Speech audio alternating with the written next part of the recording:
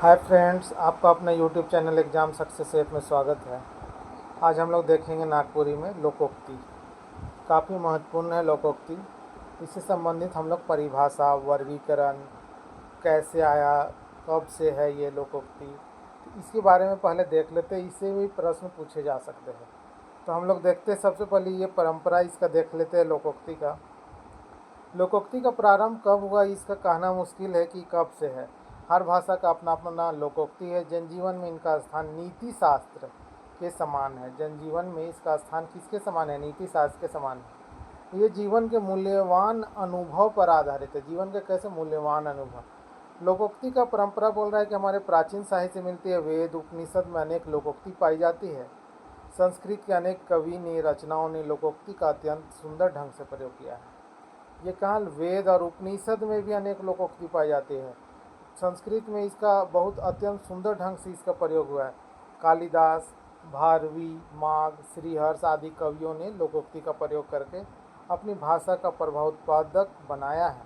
प्राकृत और पाली ग्रंथियों में भी बहुत आकर्षक और अनुभूतिपूर्ण लोकोक्ति है। पाली और प्राकृत भाषा में भी बहुत अनुभूति, मतलब बहुत अच्छा। लोकोक्ति का समाज और रीति रिवाज, धार्मिक, नैतिक परंपराओं तथा जाति संबंधी परंपराओं संबंधी तथा समाज से संबंधित सभी बातों का उल्लेख मिलता है। इसमें सब चीज़ मिलेगा। धार्मिक, नैतिक परंपरा, जाति संबंधी, समाज, सभी चीज़ का यहाँ उल्लेख मिलता है। यह आदिम समाज से लेकर बोल रहा शिष्ट समाज का नित्य व्यवहार में आता है। अतः प्रत्येक काल में इसका समाज का पथ प्रदर्शन होता है। मतलब प्रत्येक काल से ये इसका चलता ही रहा है। आगे देखते हैं परिभाषा क्या है। लोकोक्ति का शाब्दिक अर्थ क्या होता है? लोक की उक्ति। इससे स्पष्ट है कि यह इसका क्षेत्र अत्यंत व्यापक है। लोकोक्ति के स्थान पर अब क्या प्रयोग हो रहा है? कहावत का प्रयोग हो रहा है। हम लोग कहावत बोलते हैं। फलस्वरूप इसका सीमा क्षेत्र कम हो गया है। लोकोक्ति का अनेक परिभाषा है। देखिए परिभाषा को हम लोग देखते हैं। लोकोक्ति जैसा कि नाम से स्पष्ट है कि पहले बोलचाल की भाषा में बनती है, रूढ़ होती है, फिर वही बार बार अपनी लोकप्रियता के कारण साहित्य की भाषा में भी अपना आसन जमा लेती है। किंतु साहित्य में आते आते लोकोक्ति को बहुत समय लग जाता है। तो ये जो बोला गया, ये राजस्थानी कहावत से लिया गया है, जो कन्हैया लाल सहल का है। राजस्थानी कहावत जो कन्हैया लाल सहल के द्वारा ये बताया गया है। कन्हैया लाल सहल, लाल सहल के द्वारा उससे लिया गया है। कौन किससे लिया गया है? राजस्थानी कहावत एक अध्ययन कन्हैया लाल सहल का। आगे देखिए, लोकोक्ति मानव ज्ञान के चोखे चुभते सूत्र है। अनंत काल तक धातुओं को तपाकर सूर्य रश्मि नाना प्रकार के उपरत्नों का निर्माण करती है, जिसका आलोक सदा छिटकता रहता है। उसी प्रकार लोकोक्ति क्या बोल रहा है? मानवीय ज्ञान की घनीभूत रत्न है, जिससे बुद्धि और अनुभव के किरणें फूटने वाली ज्योति प्राप्त होती है। लोकोक्ति प्रकृति की स्फुलिंग रेडियो एक्टिव तत्वों की भांति अपने प्रखर किरणों को चारों ओर फैलाती है। उनके मनुष्य के व्यवहारिक जीवन की गुत्थियों को सुलझाने में बहुत बड़ी सहायता मिलती है। लोकोक्ति आश्रय पाकर मनुष्य के तर्क बुद्धि शताब्दियों का संचित ज्ञान से आश्वस्त सी बन जाती है और उसे अंधेरे में उजाला दिखाई देने लगता है। वह अपना कर्तव्य निश्चित करने में तुरंत समर्थ बन जाता है। ये जो बोला गया है, ये वासुदेव शरण अग्रवाल के द्वारा ये कहा गया। वासुदेव शरण अग्रवाल, ठीक है, ये बताया गया वासुदेव शरण अग्रवाल के द्वारा दिया गया। आगे देखिए, लोकोक्ति जन समूह के बिखरे हुए रत्न है।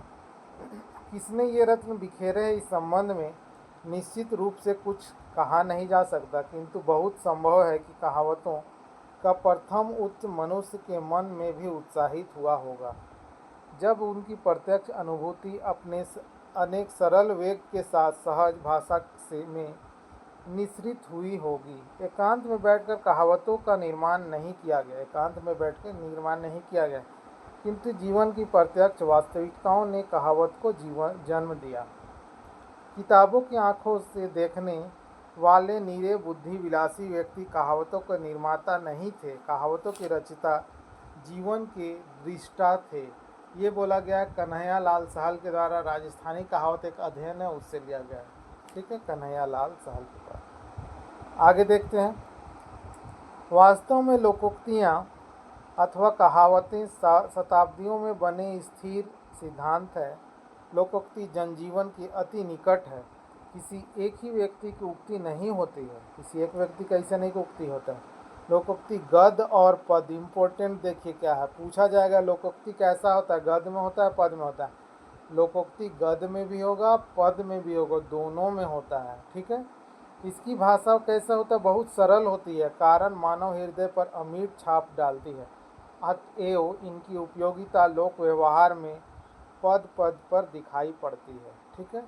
तो क्या यहाँ पर इम्पोर्टेंट एक आया कि लोकोक्ति कैसा होता है, गद्य और पद दोनों में होता है, ध्यान रखिएगा, इम्पोर्टेंट क्वेश्चन।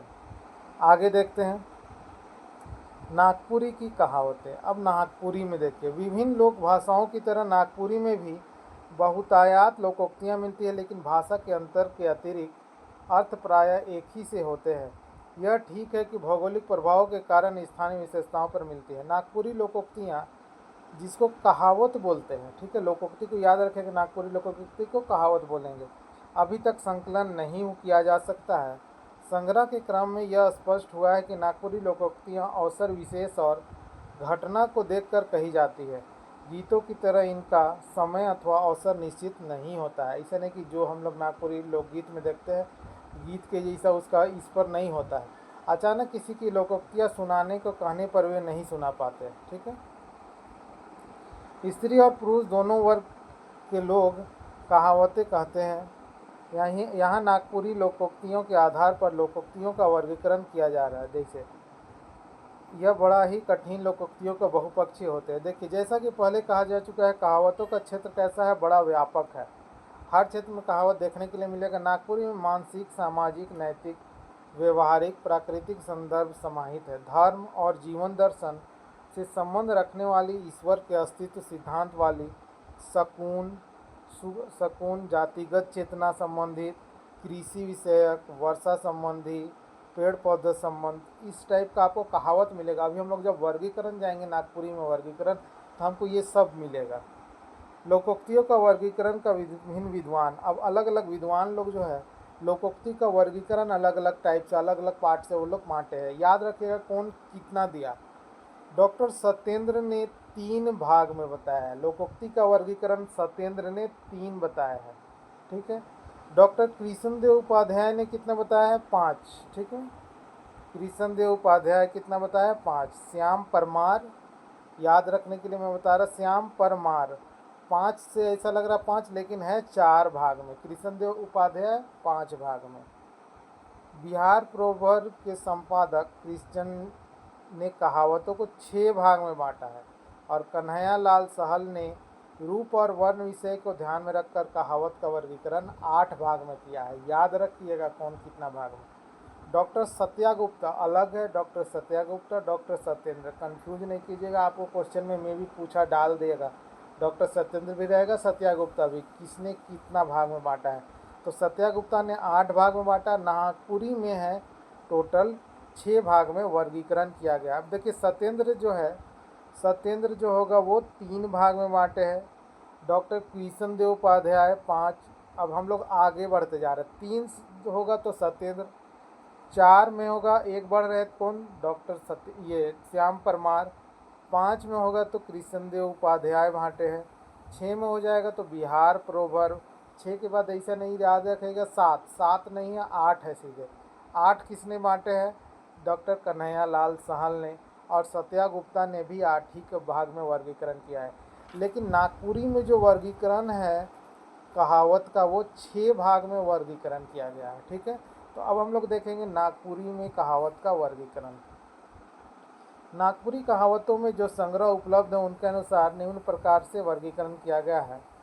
इन्हें सामाजिक वर्गीकरण में ही शामिल किया गया है। जैसे पहला देखिए सामाजिक कहावत, पहला हो जाएगा सामाजिक कहावत। अब सामाजिक कहावत के अंदर में भी बहुत सारा है। देखिए, एक जाति संबंधी कहावत, नारी संबंधी, ऐतिहासिक, सामाजिक व्यवहार, ज्ञान संबंधी। तो पहला क्या हो गया, सामाजिक कहावत, इसमें ही आ गए ये 4, ठीक है।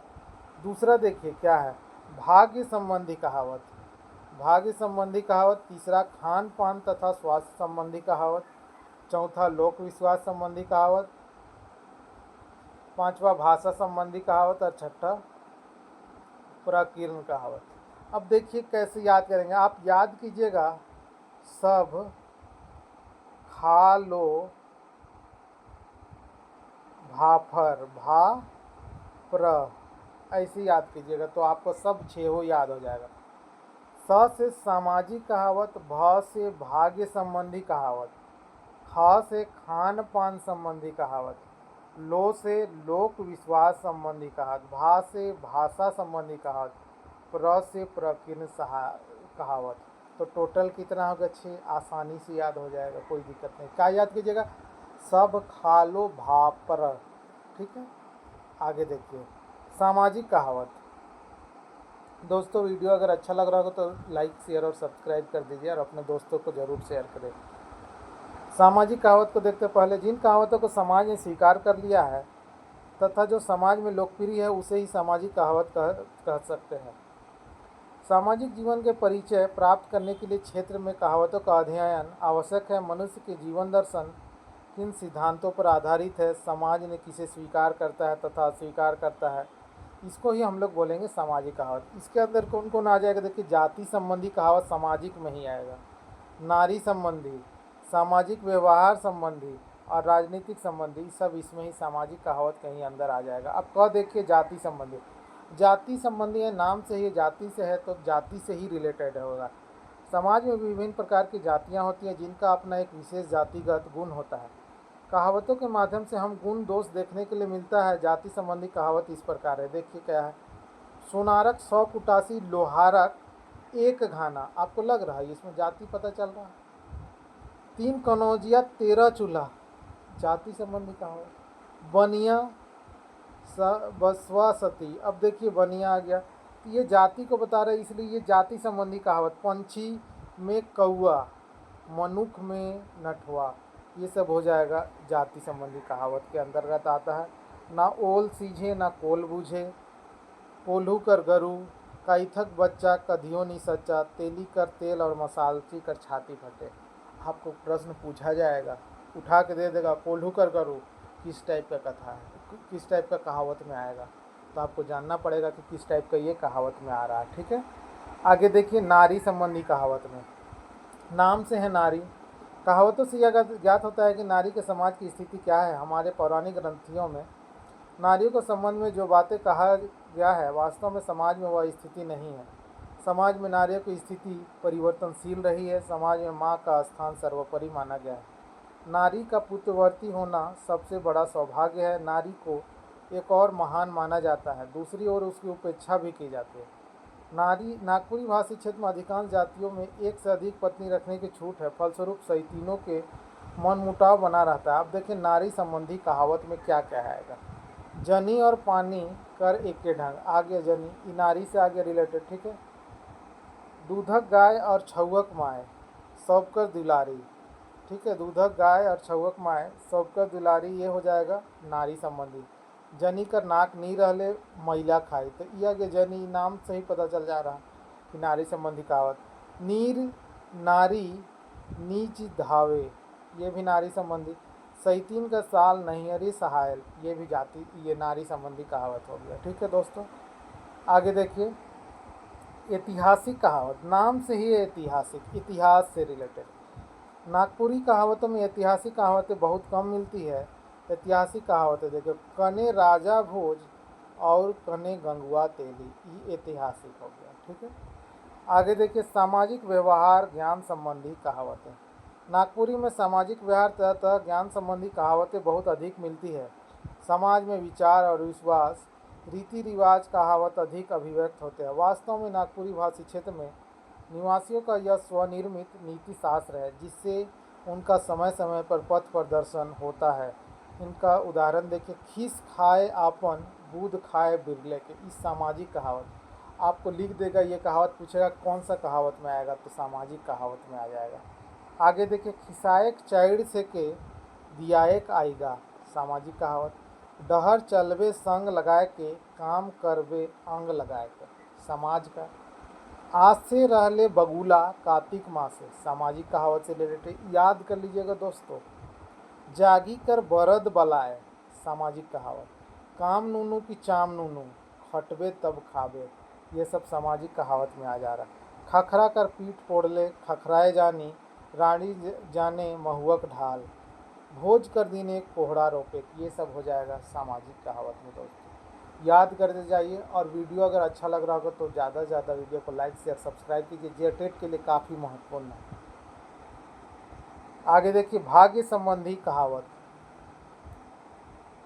नागपुरी भाषी क्षेत्र के लोग भाग्यवादी होते हैं, यद्यपि वे कठिन परिश्रम करने से नहीं हिचकते, उनके में अस्तित्वता की भावना अधिक होती है। धार्मिक प्रवृत्ति होने के कारण उनमें गीता रामायण की कथा के प्रति गहरा झुकाव होता है। ज्ञान की चतुरता की कमी के कारण मनुष्य हीन भाव में अनुभव करने लगता है। नागपुरी में कुछ कहावत ऐसा है, देखिए, हम नहीं जाबे तो जानी जितवाहन बाबा, ये भाग्य को बता रहा, भाग्य को बता रहा कि हम नहीं जानेंगे जितवाहन बाबा, मतलब कि भाग्य को बता रहा।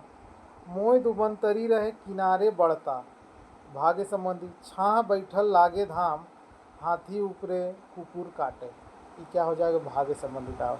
लागत चौंधा करम कर फेरा, मान ले देव नहीं तो पथरा, सठौ मछरी बेंग होलक, जहाँ रतन कर ढेर लागत भोंगा करम कर फेरा, ये सब हो गया क्या, भाग्य संबंधी कहावत।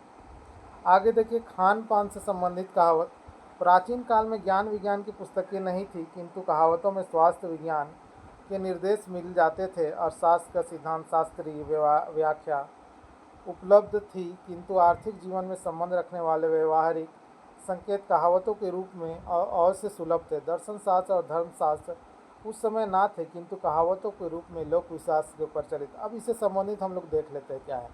नागपुरी में खान पान और स्वास्थ्य से संबंधित क्या कहावत है। सावन करीला भादो दही मऊत नहीं, तले नहम सही जहम सही। तो ये देखिए, ये क्या है, खान पान से संबंधित हो गया ये कहावत। आगे देखिए, खिचड़ी कर चायर यार, दही पापड़ चटनी और अचार, लजाल बाग ललुआ चाटे। ये खाने पीने से संबंधित आपको समझ आ जा रहा होगा। आवल अघन फुल्लक गाल, कौल परसु ओहे हाल, अघन में खाए सूखल भात, खाने पीने से संबंधित चल जा रहा है। चैत चढ़ले बोतलो भात, जो बोतल भात जो खाते हैं गर्मी के दिन में, नी मिलेला। जीव जंतु तथा पशु संबंधी, अब देखिए कहावत, जीव जंतु और पशु से संबंधित कहावत देखिए। नागपुर में ऐसी लोकोक्तियाँ मिलती है जो पशु पक्षी से संबंधित कुछ कहावत है। जैसे देखिए, कुकुर कर भूखले बदरी नहीं फाटी, ये तो आप लोग प्रयोग भी करते होंगे। टेटगा कूदे झांठी तरे, ये हो गया किससे संबंधित, जीव जंतु से संबंधित। अब देखिए, भाषा संबंधी लोकोक्ति। कुछ कहावतों के द्वारा भाषा संबंधी विज्ञान तथ्यों का भी पता चलता है। अब इसमें भाषा संबंधी देखिए लोकोक्ति क्या है। तीन कोस में बदले पानी, भाषा से संबंधित, भाषा परिवर्तन होता है। आप देखिएगा, पढ़े होंगे नागपुरी भाषा विज्ञान में, तो आपको जरूर मिला होगा, ठीक है। और 7 कोस पर पानी। अब प्रकीर्ण साहित्य देखिए, इसमें संदेह नहीं है कि लोकोक्तियाँ के रचयिता जीवन दृष्टिया होते हैं। इसकी रचना के पीछे लोकमानस की व्यापक दृष्टि होती है, और सृष्टता में जो कुछ भी आसपास देखते हैं सुनते हैं उससे लोकोक्ति का रचना करते हैं। अब देखिए, ये हो गया प्रकीर्ण साहित्य के अंदर में आ जाएगा। कौन कौन आएगा। अंधा खोजे चाइर गुआक, दूधो नहाए पूतो फल, बाँस कर सुंदर केसी, टूट सकेल मुदा नेव नहीं सकेल। बाँस का सूखा हुआ जो होगा टूट सकता है, लेकिन नेव नहीं सकता, मतलब मुँहने का नहीं सकता, ये चीज़ बोला जा रहा है। दोस्तों, वीडियो अगर अच्छा लग रहा होगा तो वीडियो को ज़्यादा से ज़्यादा लाइक शेयर और सब्सक्राइब कीजिए, और किन्हीं को अगर PDF चाहिए तो ये नंबर पर आप संपर्क कर सकते हैं, ठीक है।